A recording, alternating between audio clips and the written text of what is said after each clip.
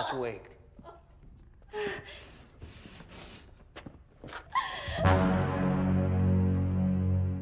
Sebuah film berjudul I Spit on Your Grave 2 tahun 2013 akan menceritakan tentang seorang wanita yang bercita-cita jadi seorang model tapi malah berakhir dengan mimpi buruk tak terbayangkan. Penasaran? Langsung saja pasang handsfree, simetris, kompresor bahan, kencangkan celana dalam, selamat menonton dan cekicrot.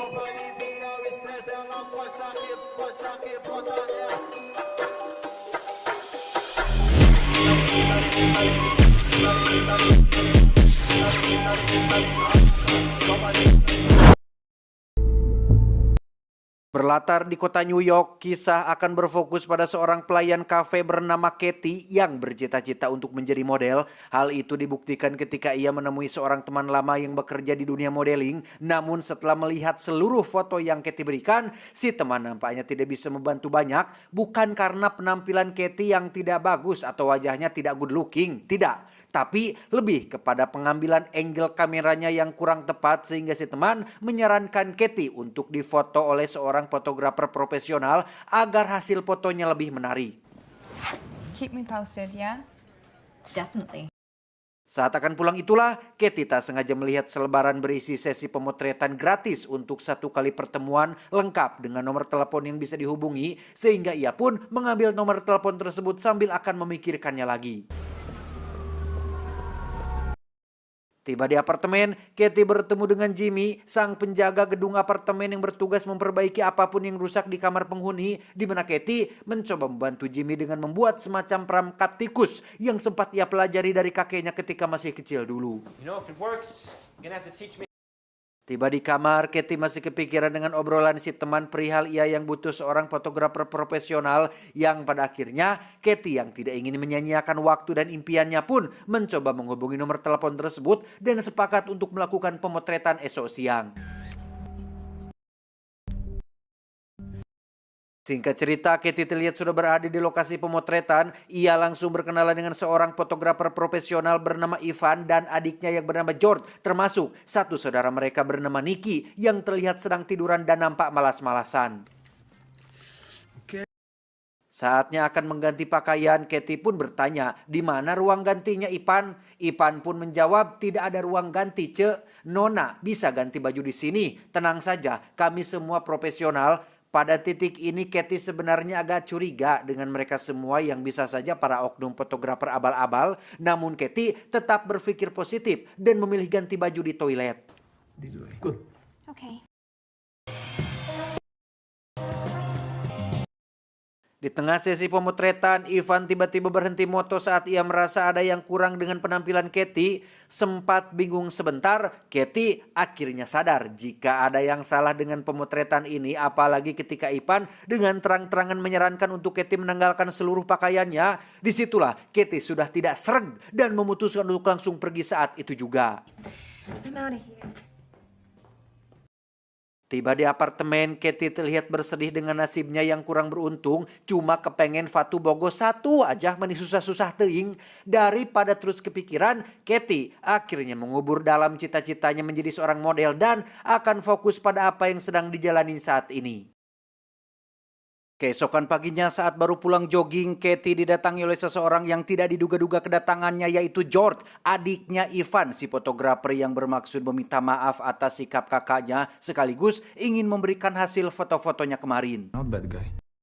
Maksud hati ingin ditawari masuk dan ngobrol lebih lama, George nampaknya terlalu kegeeran ketika menganggap Katie akan merespon sikap sopannya karena faktanya Katie sudah terlanjur jijik alias rujit alias geleh melihat bebenguk si George yang sangat kangen sekali.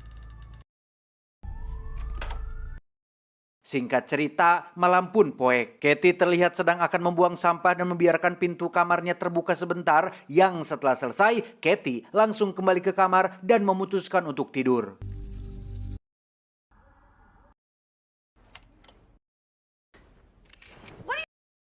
Dan ya, alangkah terkejutnya Katie saat melihat George tiba-tiba sudah ada di dalam kamarnya yang sudah jelas. Ia masuk ke sini tepat saat Katie sedang membuang sampah, di mana Katie yang ketakutan pun langsung menembaknya dengan tas sergan dan mencoba keluar meminta pertolongan. Naas, George berhasil menangkap dan membawanya kembali masuk ke dalam, yang karena Katie terus berontak, George pun menghantamkan kepalanya ke lantai yang suaranya tak sengaja didengar oleh Jimmy yang berada di kamar bawah dan memutuskan untuk langsung memeriksanya. Oh my God. Ya, George mentojos perut Jimmy menggunakan peso dan tetap melanjutkan niatnya tepat disaksikan oleh Jimmy yang tengah sekarat. 1 menit kemudian setelah George selesai dengan Katie, ia pun baru sadar bahwa perbuatannya ini sudah melewati batas dan masuk dalam kategori kriminal, sehingga George pun langsung menghubungi Ivan dan Nikki untuk datang membantu membereskan kekacauan ini. Setibanya mereka berdua di sana, Ivan dan Nikki tampak tidak terlalu terkejut dengan apa yang sudah George perbuat, sehingga sudah jelas bahwa ini bukanlah kali pertama mereka membereskan kekacauan seperti ini. Masalahnya, sekarang George sudah terlanjur menghabisi nyawa seseorang, yaitu Jimmy, dan meninggalkan banyak jejak barang bukti. Salah satunya adalah cairan yang saat ini ada di dalam tubuh Katie. Dengan kata lain, mereka tidak memiliki pilihan lain selain harus membawa Katie dan membuat kematian Jimmy seolah-olah dilakukan oleh Katie.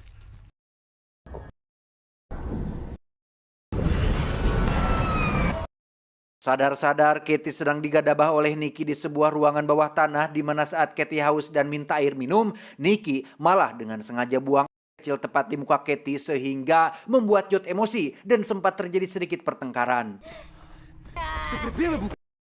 Tak lama muncullah Ivan yang datang melerai. Katie dipaksa untuk membersihkan diri dan memakai pakaian. Namun karena Katie terus berontak dan berteriak minta tolong, Ivan terpaksa harus kembali memberikannya obat penenang agar Katie tetap tenang. Tak lama setelah mereka bertiga pergi ke atas, Katie dengan cepat memuntahkan obat penenang yang barusan ditelannya, sehingga ketika George muncul, ia akan menganggap Katie sudah tertidur pulas, sehingga tepat saat George sudah melepaskan borgol dan memakaikannya baju, Katie langsung bangun, menghantam kepala si George dan kabur melalui jendela kecil. Setibanya di tempat umum, tak ada satu orang pun yang memperdulikan Katie gara-gara melihat penampilannya yang seperti wanita mabuk yang baru selesai pesta semalam. Sampai akhirnya muncul seorang polisi yang menolong Katie dan mengajaknya masuk ke dalam mobil. Saat Pak Polisi bertanya dari mana Neng berasal, Katie pun menjawab dari kota New York, yang alangkah terkejutnya Katie saat diberitahu bahwa saat ini ia sedang berada di Bulgaria, sehingga bisa disimpulkan bahwa dalam sepanjang ia tidur akibat obat penenang, Ivan dan saudara-saudaranya telah membawa Katie ke sini dengan cara diselundupkan. Okay. Katie dibawa ke kantor polisi untuk dimintai keterangan, namun bolohonya Katie menolak dibawa ke rumah sakit dan malah ingin pergi ke Kedutaan Besar Amerika Serikat agar mendapat perlindungan. Tak lama muncullah seorang wanita bernama, kita panggil saja si ibu, yang merupakan pemilik tempat penampungan sekaligus istri dari seorang pejabat yang cukup terpandang di kota ini, menawarkan sebuah bantuan termasuk bersedia membawa Katie menuju kedutaan. Dalam perjalanan menuju ke sana, si ibu terlihat menghubungi pihak kedutaan perihal Katie yang butuh bantuan, di mana si ibu juga mengajak Katie mampir dulu ke rumahnya dengan maksud untuk mandi dan ganti pakaian. Setibanya di rumah si ibu, Katie diminta untuk turun ke bawah mengganti pakaiannya. Yang alangkah terkejutnya Katie dan kita semua saat melihat ruangan tersebut. Ternyata adalah ruangan bawah tanah tempat Katie ditawan sebelumnya, dan si ibu merupakan orang tuanya Ivan dan kawan-kawan, sekaligus istri dari seorang pejabat paling dihormati di kota ini. Tak lama muncullah sang raja terakhir, yaitu bapak pejabat yang doyan muda. Ia terlihat sudah membawa sebuah alat setrum untuk melakukan hal yang sangat tidak terbayangkan dan akan membuat Katie merasakan kesulitan yang luar biasa. Selesai dengan Katie, bapak pejabat pun berjalan keluar dengan raut wajah puas dan sangat membuat kita yang menonton menjadi emosi. Sementara Ivan terlihat menghampiri Katie untuk memeriksa kondisinya, yang karena Katie menampar wajah Ivan satu kali, Ivan yang kesal pun menghajar Katie hingga babak belur dan...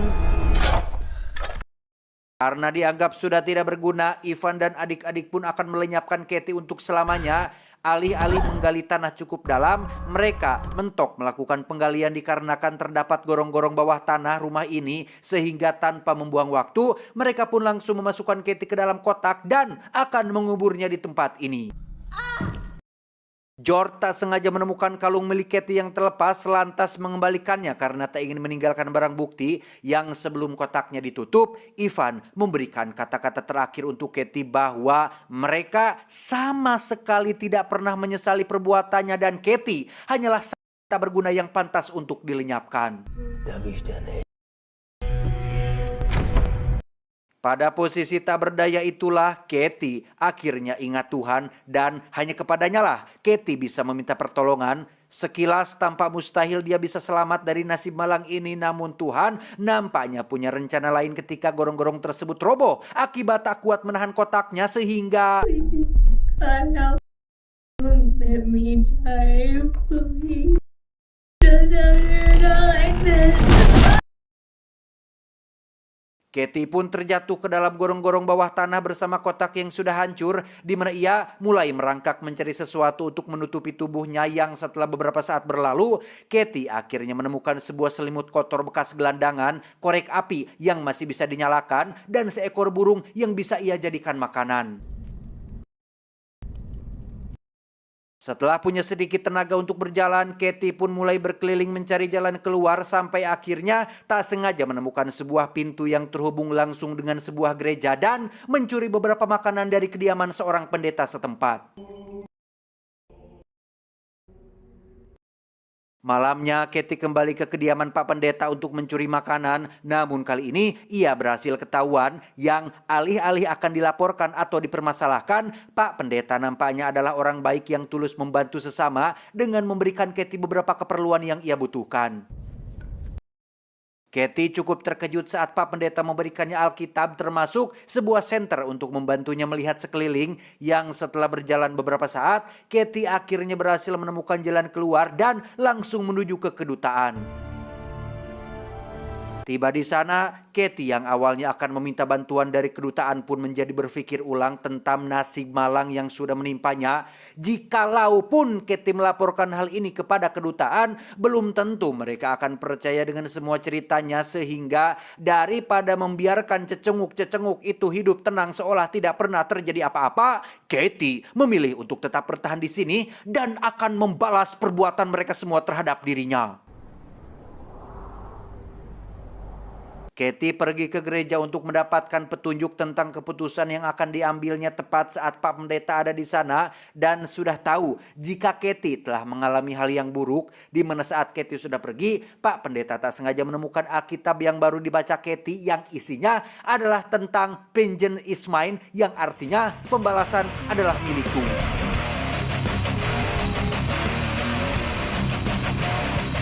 Melalui lubang bawah tanah mereka, Katie diam-diam masuk ke dalam rumah tepat saat si ibu dan anak-anaknya sedang tidak ada, di mana Katie berhasil menemukan laci berisi uang milik si ibu dan memutuskan untuk mengambilnya sebagai modal balas dendam. Tak ingin menggunakan metode balas dendam yang biasa-biasa saja, Katie pun mulai mengamati kebiasaan Nikki yang suka pergi ke klub malam, termasuk membayar seorang pelayan kafe agar mau memasukkan kalung salib miliknya ke dalam kopi yang diminum oleh si George.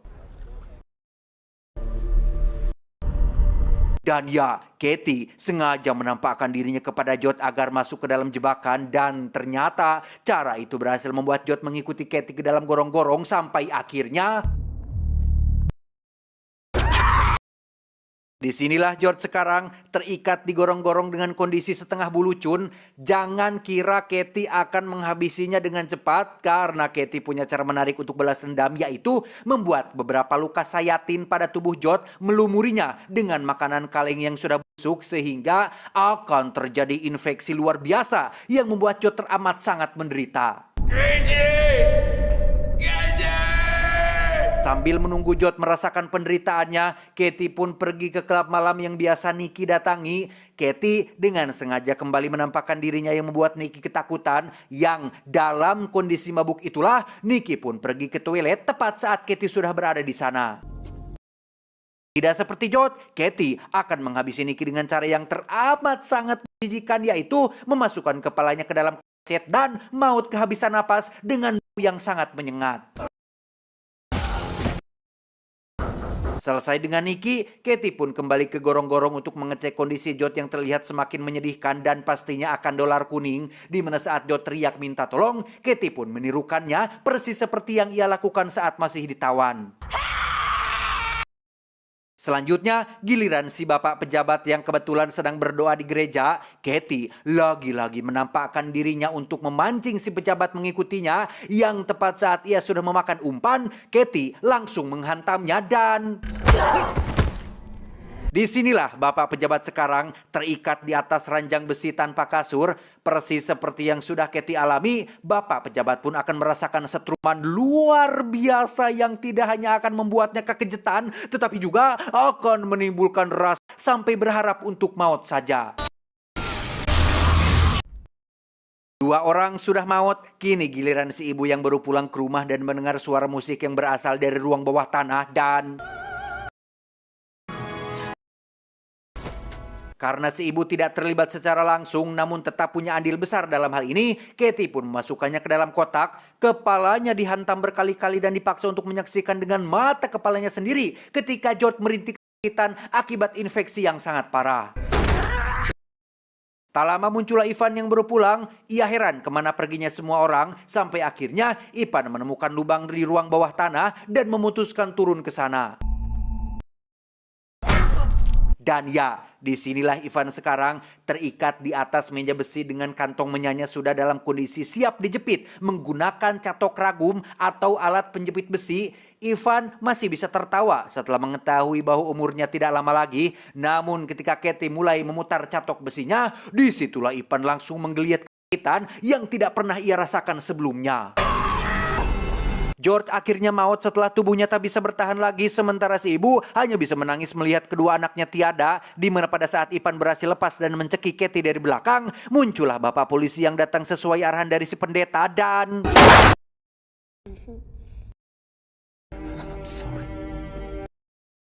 Katie membiarkan si ibu hidup agar bisa merasakan penderitaan yang sama seperti yang ia rasakan. Yang karena balas dendamnya telah tuntas, Katie pun pergi ke kedutaan untuk pulang kembali ke New York.